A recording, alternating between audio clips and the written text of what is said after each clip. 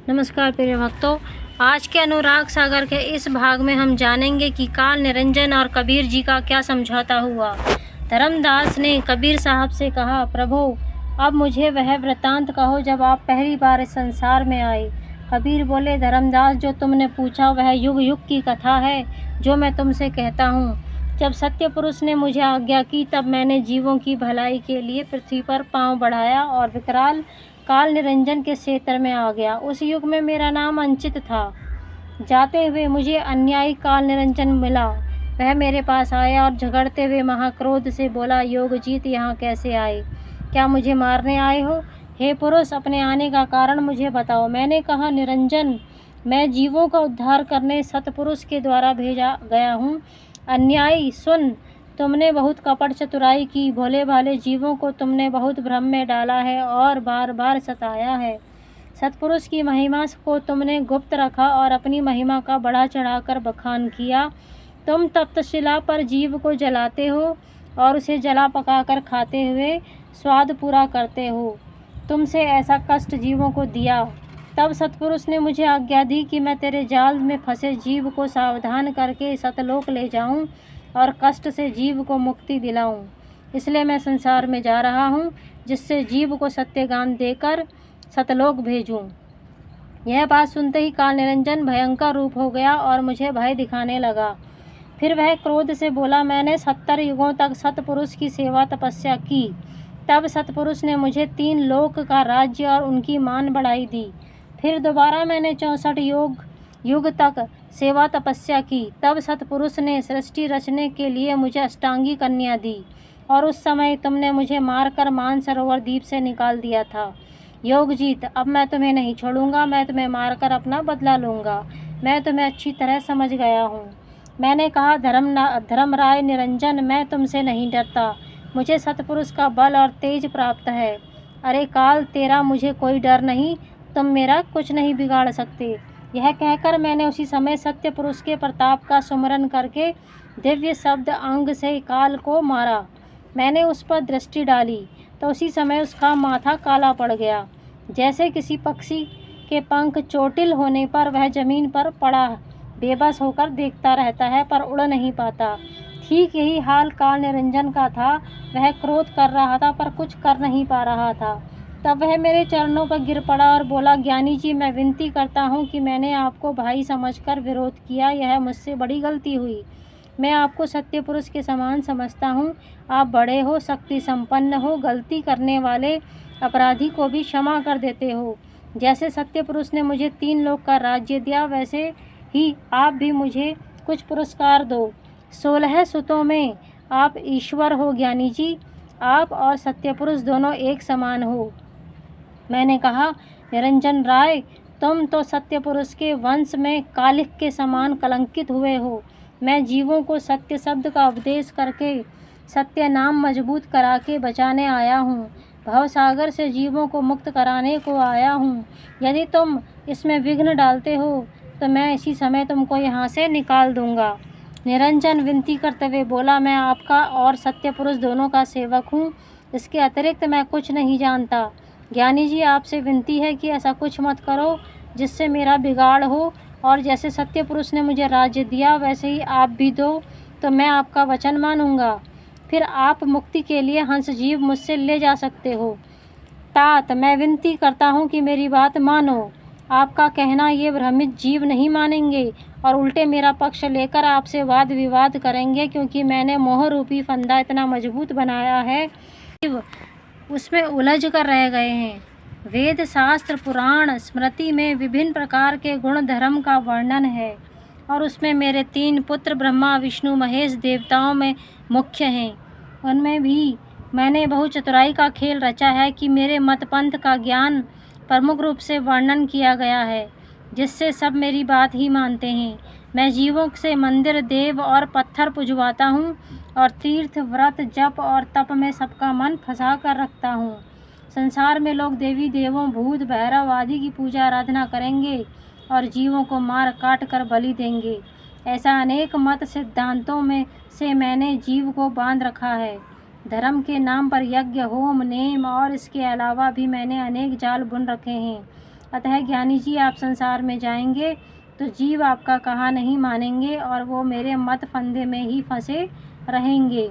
मैंने कहा, अन्याय करने वाले निरंजन, मैं तुम्हारे जाल फंदे को काटकर जीव को सत्यलोक ले आऊँगा।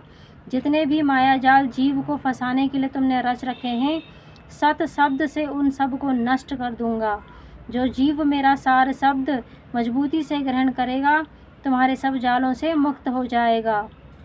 जब जीव मेरे शब्द उपदेश को समझेगा तो तेरे फैलाए हुए सब भ्रम अज्ञान को त्याग देगा। मैं जीवों को सतनाम समझाऊंगा, साधना कराऊंगा और उन हंस जीवों का उद्धार कर सतलोक ले आऊंगा। सत्य शब्द दृढ़ता से देकर मैं उन हंस जीवों को दया, शील, क्षमा, काम आदि विषयों से रहित सहजता, संपूर्ण संतोष और आत्म पूजा आदि अनेक सद्गुणों का धनी बना दूंगा। सतपुरुष के सुमरन का जो सार उपाय है, उसमें सतपुरुष का अविचल नाम हंस जीव पुकारेंगे, तब तुम्हारे सिर पर पांव रखकर मैं उन हंस जीवों को सतलोक भेज दूंगा। अविनाशी अमृत नाम का प्रचार प्रसार करके मैं हंस जीवों को चेताकर भ्रम मुक्त कर दूंगा। इसलिए धर्मराय निरंजन, मेरी बात मन लगाकर सुन। इस प्रकार मैं तुम्हारा मान मर्दन करूंगा। जो मनुष्य विधि पूर्वक सद्गुरु से दीक्षा लेकर नाम को प्राप्त करेगा, उसके पास काल नहीं फटकेगा। सत्य पुरुष के नाम ज्ञान से हंस जीव को संधि हुआ देखकर काल निरंजन भी उसको सिर झुकाता है। यह सुनते ही काल निरंजन भयभीत हो गया। उसने हाथ जोड़कर विनती की, तात आप दया करने वाले हो, इसलिए मुझ पर इतनी कृपा करो। सतपुरुष ने मुझे श्राप दिया है कि मैं नित्य लाखों जीव खाऊं। यदि संसार के सभी जीव सत्यलोक चले गए तो मेरी भूख कैसे मिटेगी। फिर सतपुरुष ने मुझ पर दया की और भवसागर का राज्य मुझे दे दिया। अब भी आप भी मुझ पर कृपा करो और जो मैं मांगता हूँ वह वर मुझे दीजिए। सतयुग, त्रेता और द्वापर, इन तीनों में से थोड़े जीव सत्यलोक में जाएं, लेकिन जब कलयुग आए तो आपकी शरण में बहुत जीव जाएं। ऐसा पक्का वचन मुझे देकर ही आप संसार में जाएं। मैंने कहा, काल निरंजन, तुमने ये छल मिथ्या का जो प्रपंच फैलाया है और तीनों युगों में जीव को दुख में डाल दिया, मैंने तुम्हारी विनती जान ली। अरे अभिमानी काल, तुम मुझे ठगते हो। जैसी विनती तुमने मुझसे की वह मैंने तुम्हें बख्श दी, लेकिन चौथा युग यानी कलयुग जब आएगा तब मैं जीवों के उद्धार के लिए अपने वंश यानी संतों को भेजूंगा। 8 अंश सुरती संसार में जाकर प्रकट होंगे। उसके पीछे फिर नए और उत्तम स्वरूप सुरती नौतम धर्मदास के घर जाकर प्रकट होंगे। सतपुरुष के वे 42 अंश जीव उद्धार के लिए संसार में आएंगे। वे कलयुग में व्यापक रूप से पंथ प्रकट कर चलाएंगे और जीव को ज्ञान प्रदान कर सतलोक भेजेंगे। वे 42 अंश जिस जीव को सत्य शब्द का उपदेश देंगे, मैं सदा उनके साथ रहूँगा। तब वह जीव यमलोक नहीं जाएगा और कालजाल से मुक्त रहेगा। निरंजन बोला, साहिब आप पंथ चलाओ और भवसागर से उद्धार कर जीव को सतलोक ले जाओ। जिस जीव के हाथ में मैं अंश वंश की छाप या मोहर देखूंगा, उसे मैं सिर झुकाकर प्रणाम करूंगा। सतपुरुष की बात को मैंने मान लिया, परंतु मेरी भी एक विनती है। आप एक पंथ चलाओगे और जीवों को नाम देकर सत्यलोक भिजवाओगे, तब मैं 12 पंथ बनाऊंगा जो आपकी ही बात करते हुए, मतलब आपके जैसा ही ज्ञान की बात मगर फर्जी ज्ञान देंगे और अपने आप को कबीरपंथी ही कहेंगे। मैं 12 यम संसार में भेजूंगा और आपके नाम से पंथ चलाऊंगा। मृत्यु अंधा नाम का मेरा एक दूत सुकृत धर्मदास के घर में जन्म लेगा। पहले मेरा दूत धर्मदास के घर जन्म लेगा, इसके बाद आपका अंश वहाँ आएगा। इस प्रकार मेरा वह दूत जन्म लेकर जीवों को भरमाएगा और जीवों को सत्य पुरुष का नाम उपदेश, लेकिन नकली, देकर समझाएगा। उन 12 पंथ के अंतर्गत जो जीव आएंगे वे मेरे मुख में आकर मेरा ग्रास बनेंगे। मेरी इतनी विनती मानकर मेरी बात बनाओ और मुझ पर कृपा करके मुझे क्षमा कर दो। द्वापर युग का अंत और कलयुग की शुरुआत जब होगी तब मैं बौद्ध शरीर धारण करूंगा। इसके बाद मैं उड़ीसा के राजा इंद्रमन के पास जाऊंगा और अपना नाम जगन्नाथ धराऊंगा।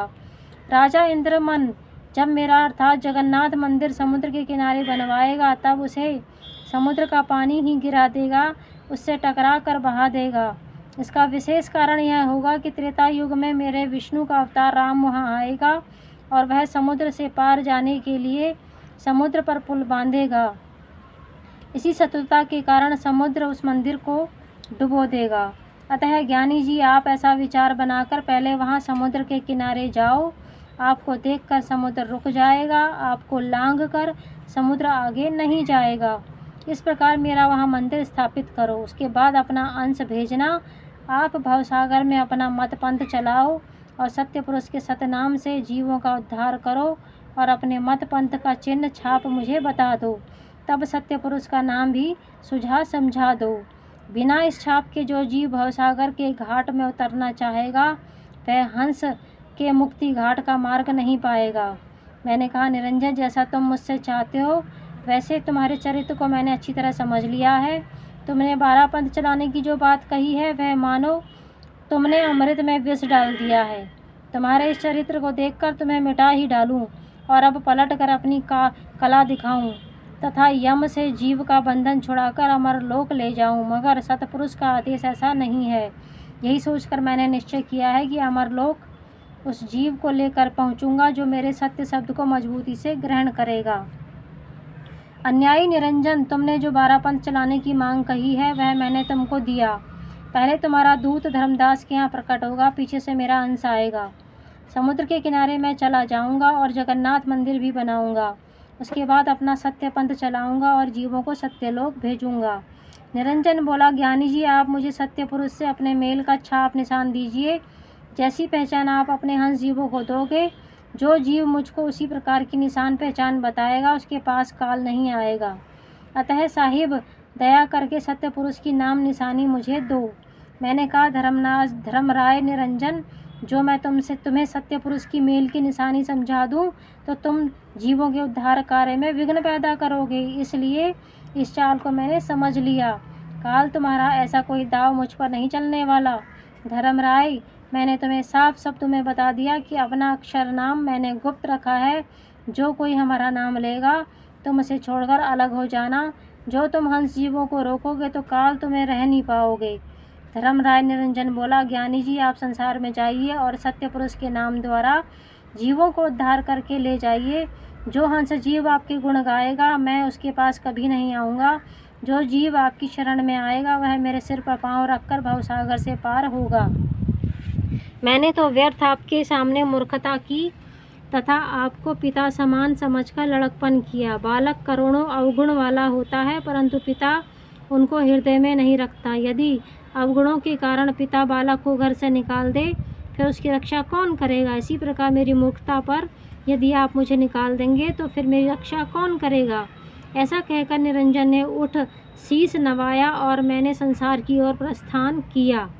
कबीर जी ने धर्मदास से कहा, जब मैंने निरंजन को व्याकुल देखा तब मैंने वहाँ से प्रस्थान किया और भवसागर की ओर चला आया। आज के लिए इतना ही। सत साहेब, सत साहेब, सत साहेब।